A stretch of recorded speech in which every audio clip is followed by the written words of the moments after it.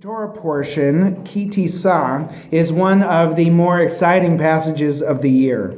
Moses descends Sinai with the Ten Commandments in his hands, only to discover that the Israelites below are worshiping the golden calf.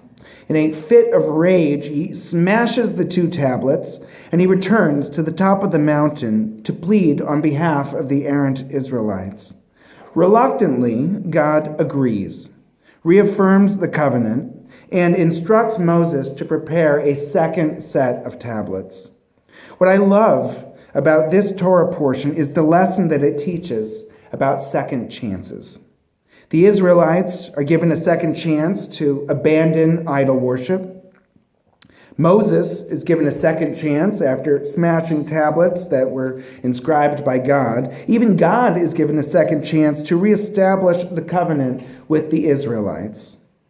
Through these illustrations of second chances, we learn that despite our failures, we must not despair, for there's always a path to redemption.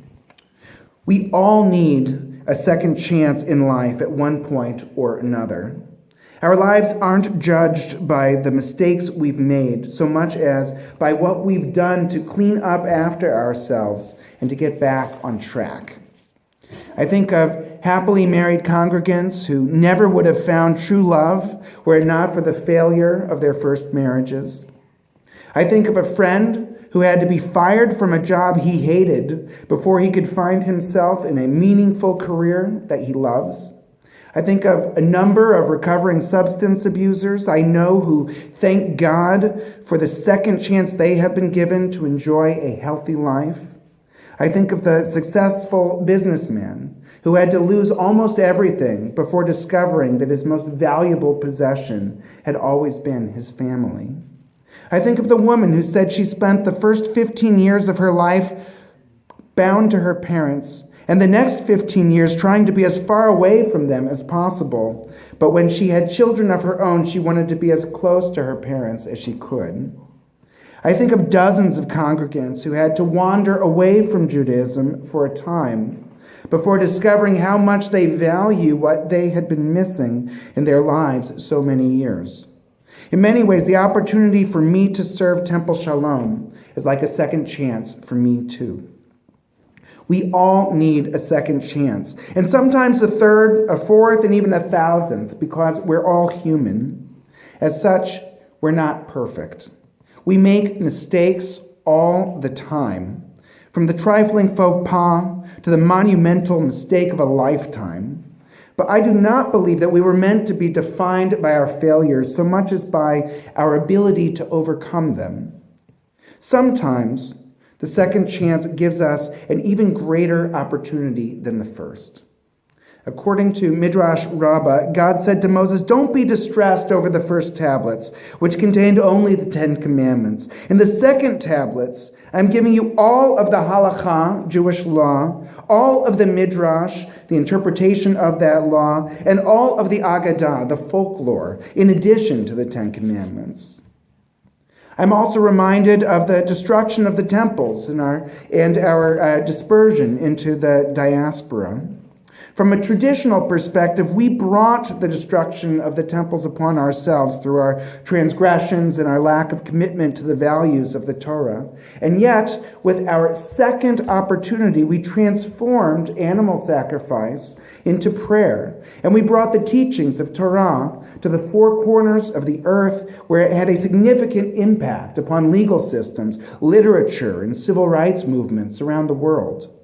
Sometimes, a second chance can be more than a mere opportunity to restore the status quo. Sometimes a second chance is the only opportunity we have to advance forward in life and to pursue our fullest potential. Sometimes the first chance had been holding us farther back than we knew, and we actually had to fail in order to succeed.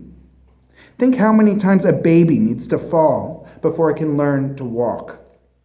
Samuel Beckett, who said, "Go on failing, go on, only next time try to fail better." Redemption is one of the key tenets of Judaism. The focus of Judaism has never been upon our so-called sins, so much as our moral imperative to right what is wrong in this world.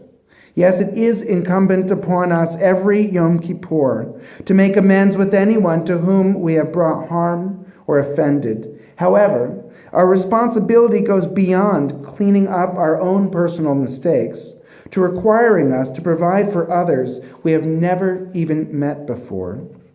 In Christian theology, Jesus died for the sins of the people. We have nothing like that in our religion.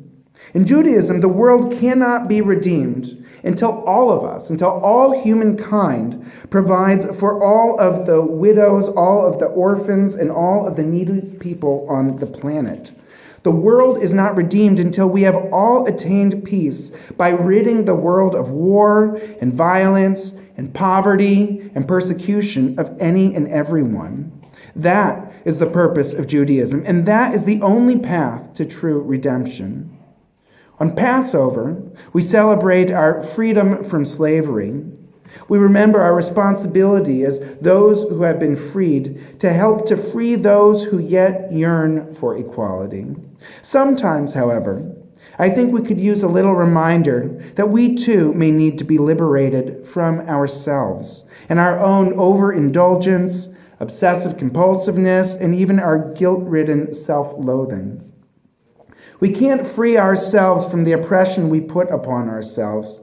Or rather, if we can't free ourselves from the oppression we put upon ourselves, how can we ever expect to be of any service to others? We must be like the parent on the airplane who must first apply their own oxygen mask before they can apply them to their children.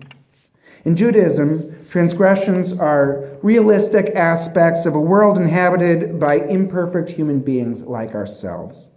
Redemption, however, is the path that we take to rectify our transgressions against others and against ourselves, and to pursue peace and justice in the world.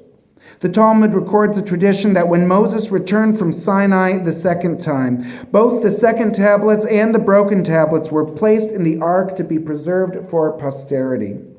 Had the ark contained merely the broken tablets, the lesson would have been that human beings are sinful by our very nature. Had we buried the broken tablets and merely preserved the second set, the lesson would have been that our mistakes are no longer a part of who we are. By preserving both the broken tablets as well as the new tablets, we are left with much more powerful lessons. We all deserve a second chance. The second chance is sometimes an even better opportunity, and the focus of Judaism is upon our capacity for redemption, for ourselves, for all humankind, and for the world. Shabbat Shalom.